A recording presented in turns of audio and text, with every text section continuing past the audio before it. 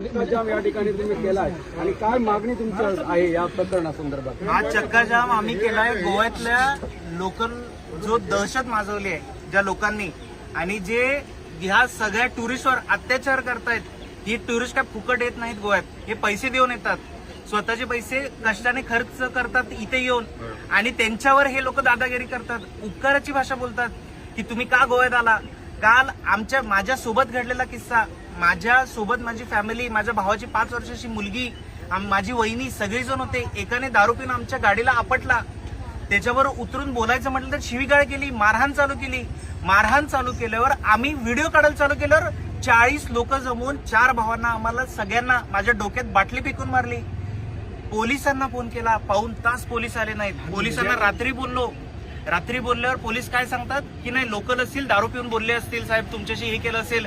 हे ह्यांचे उत्तर. अरे ह्यांचं काय, हा मास टुरिझमवर चालता ना तुम्ही, आणि टुरिझमवर चालता आणि आम्हालाच तुम्ही टुरिस्ट, अरे आम्ही तर शेजारी आहे तुमचे, आम्ही पाणी देतो तुम्हाला आणि तुम्ही आम्हालाच हे करता. आणि तिथले सगळे लोक महिलांवर हात उचलले, लहान पोरांवर, 5 वर्षाची पोरगी. अरे माझी भाची, एवढं त्रास. हा त्रास सहन करणारी एकही गाडी, एक मुंगी पण जाऊ देणार नाही, सावंतवाडी आणि गोवा बॉर्डर क्रॉस होऊ देणार नाही, काही झालं तरी. एकंदर हा प्रकार कुठे आणि मांजरेम एरियामध्ये घडला. मोरजिम अजूल कॅफे होता, त्याच्या समोर हा घडला. तिथे सगळी लोकलची माणसं होती आणि त्यांनी लोकलची माणसं, आम्ही लोकल आहे, तुम्ही इथे कशाला आलात, ह्याच्यावरनं वाद करत आमच्या बरोबर मारहाण केली.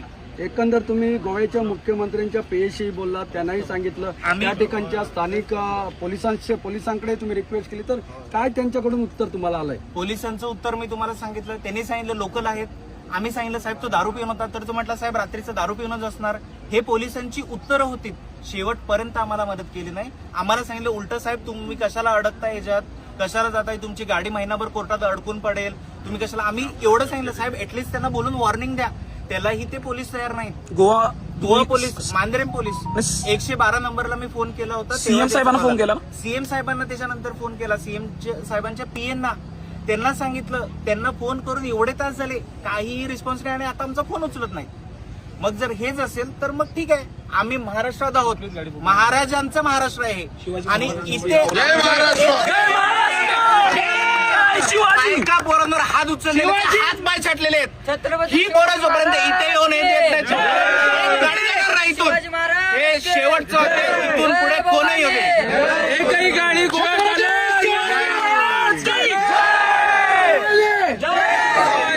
शिवाजी, छत्रपती शिवाजी महाराज के जय श्रीराम, जय श्रीराम. एकही गाडी गोव्यात जाणार नाही. सीएमशी बोलला एवढंच नाही, तुमचा फोन उचलत नाही किंवा काय मेसेज येत नाही, त्या संदर्भात त्यांचे पीए फोन उचलत नाही, त्यांच्याकडून निरोपच नाही. काय सांगणार निरोप साहेब, त्यांना पूर्ण माहिती दिली, सगळं सांगितलं, असं असं घडलंय, तुम्ही काहीतरी ऍक्शन घ्या, काही नाही. आम्ही घाबरून पूर्ण फॅमिली रात्री इथे आलो, रात्रभर झोप नाही पोराबाळांना. हे सगळं आम्ही काय, माझ्या घरातल्या बायकांसमोर काय तोडलं, मार खाऊन आलो 40 लोकांचा, दारुड्यांचा. आणि महिलांना तुम्ही शिवीगाळ करता, धक्काबुक्की करता, लहान 5 वर्षाच्या पोरीला धक्काबुक्की करता, 5 वर्षाच्या पोरीला. लाज वाटते. परब दादा कोण आहे? जो